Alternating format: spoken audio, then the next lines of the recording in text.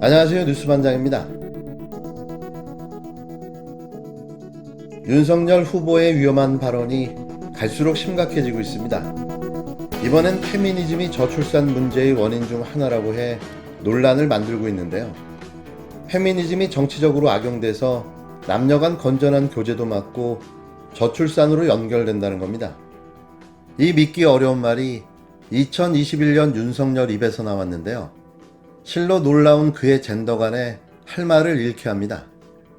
남 얘기를 전한 거라고 변명은 하고 있지만 누가 봐도 자신의 기존 신념과 철학으로 보여지는데요. 이쯤 되면 그간의 설화도 단순한 실언으로 보기에는 어려운 거죠.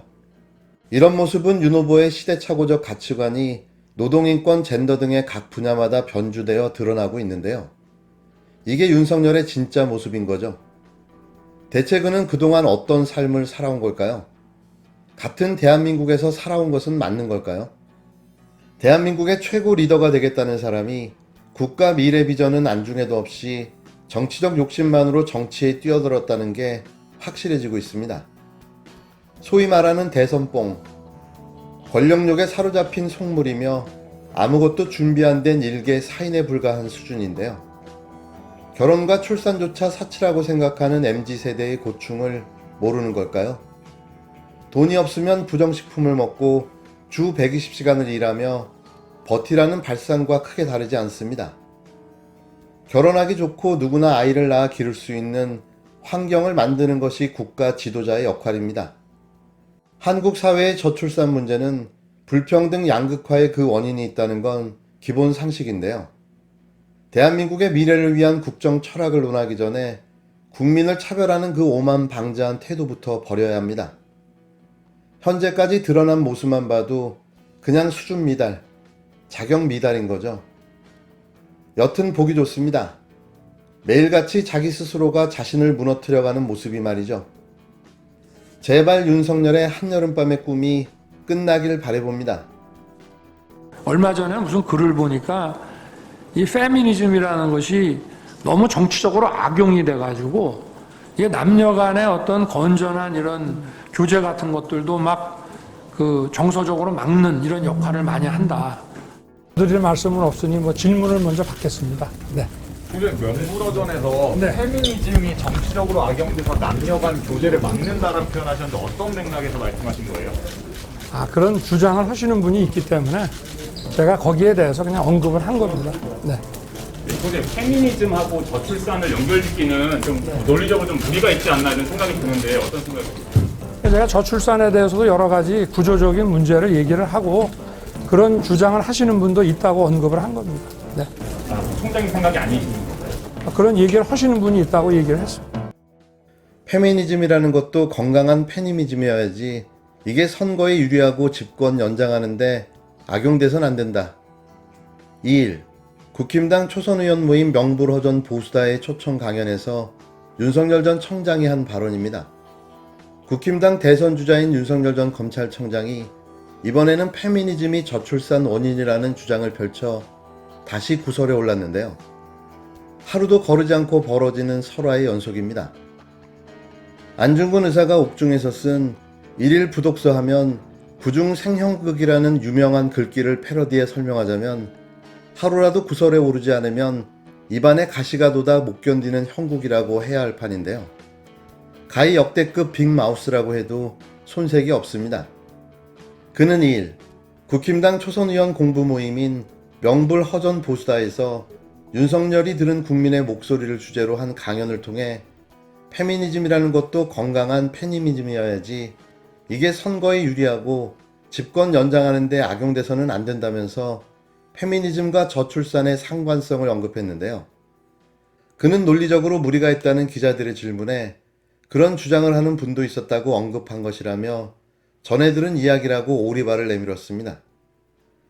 하지만 여권에서는 모르면 차라리 가만히나 있지 어떻게 저출산이 페미니즘 탓이라고 황당한 발언을 하고 페미니즘을 집권 연장에 갖다 붙이는 궤변을 늘어놓느냐며 맹비난이 쏟아졌는데요. 일일 일설화가 아니라 하루라도 욕을 들어 처먹지 않으면 못 견디는 체질인 듯합니다. 결국 페미니즘이 저출산의 원인이라는 건 윤석열 본인의 생각인데요. 페미니즘이 없었다면 남존여비 시대에 버금가게 여성을 아이 낳는 도구로 함부로 잘 사용할 수 있었는데 빌어먹을 페미니즘 때문에 남성들이 함부로 들이댈 수 없다는 안타까움이 엿보이기까지 하는데요. 물론 이건 개인적인 생각입니다. 그는 자신의 한계를 너무나도 극명하게 보여주며 거침없이 페미니스트가 아님을 커밍아웃하고 말았습니다. 이번엔 여성 유권자들의 표가 떨어지는 소리가 들리는데요. 점입 가경으로 치닫는 희대의 대선 후보 윤석열. 모든 국민의 관심은 그가 언제 사퇴하는지에 쏠려 있습니다. 이처럼 차곡차곡 쌓이는 반박과 비판은 다 옮기기도 벅찰 정도인데요. 그 중에 으뜸은 역시나 박근혜보다 못하다는 한탄과 국민들에 대한 인식이 천박하기 그지없다는 평가일 겁니다.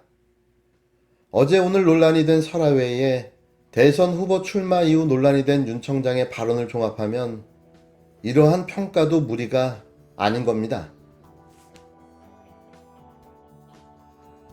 신입당원 윤석열 전 검찰청장과 국힘당 지도부의 상견례가 열린 2일, 국힘당 내부에서는 묘한 분위기가 감지됐습니다. 거물급 대선 주자인 윤 전 청장과 상견례보다 앞서 장성민 전 의원의 입당식이 진행된 데다 최고위원회까지 예정보다 늦게 끝나면서 윤 전 청장이 이준석 대표를 만나기 위해 대기하는 상황이 연출된 건데요. 그런데 사실 이런 대기는 고의적인 윤석열 잡돌이라는 의견이 지배적입니다. 이날 잡돌이 해프닝은 이 대표가 지방 일정을 소화 중이던 지난 30일 윤 전 청장이 자의적으로 돌발 입당을 감행한 데 대한 일종의 군기잡기이자 의도적인 홀대로 해석되는데요. 당시 김기현 원내대표마저 휴가 중이어서 윤 전 청장의 갑작스러운 입당은 지도부 없는 국힘당을 접수하는 모양새라는 논란도 불러왔습니다. 이날 오전 9시 국회에서 열린 장성민 전 의원의 입당식에는 이 대표와 김 원내대표를 비롯한 당 지도부가 참석해 장 전 의원을 환영했는데요. 통상 선거를 겨냥한 외부 인사 영입 이벤트는 하루 한 건만 진행하는 게 관례인데 이날은 두 대권 주자의 영입 이벤트가 겹친 것부터 이례적이었습니다. 더군다나 인지도 면에서 훨씬 앞선 윤 전 청장보다 장 전 의원 입당식을 먼저 진행한 것은 윤 전 청장에 대한 홀대로도 비칠 수 있는데요. 윤 전 청장의 경우 입당식 대신 상견례라는 표현을 썼지만 지도부가 참석한 첫 공식 환영 행사인 것은 사실입니다. 이 대표가 언론 인터뷰에서 당초 윤 전 청장의 입당 일자를 2일로 계획했다고 밝힌 바 있어 윤 전 청장이 돌발 입당하자 장 전 의원의 입당식을 의도적으로 이날로 정한 것이 아니냐는 추측도 가능한데요. 그러니까 소심한 복수이자 윤석열 잡돌이라는 말입니다. 장 전 의원 입당식을 마친 이 대표는 곧바로 최고위원회의를 주재했는데요. 예상 시간보다 15분가량 늦게 종료하면서 회의 직후로 예정됐던 윤 전 청장과의 상견례는 자연스럽게 뒤로 밀렸습니다. 그 때문에 윤 전 청장은 이 대표를 만나기 위해 15분 동안 회의장 밖에 별도의 장소에서 대기해야만 했는데요. 그 사이에 회의장 앞 복도는 당 관계자들과 기자들로 북새통을 이루며 어수선한 분위기가 이어졌습니다. 윤 전 청장은 이날 상견례에서 일단 당원이 됐기 때문에 국힘당과 함께 또 정권교체를 바라는 다양한 국민과 함께 확실하게 정권교체를 해낼 수 있도록 당과 국민 여러분께 모든 걸 바치고 헌신을 다하겠다고 밝혔는데요. 하지만 윤석열의 이런 기습 입당에 대해 이준석의 뒤끝은 장렬 중입니다.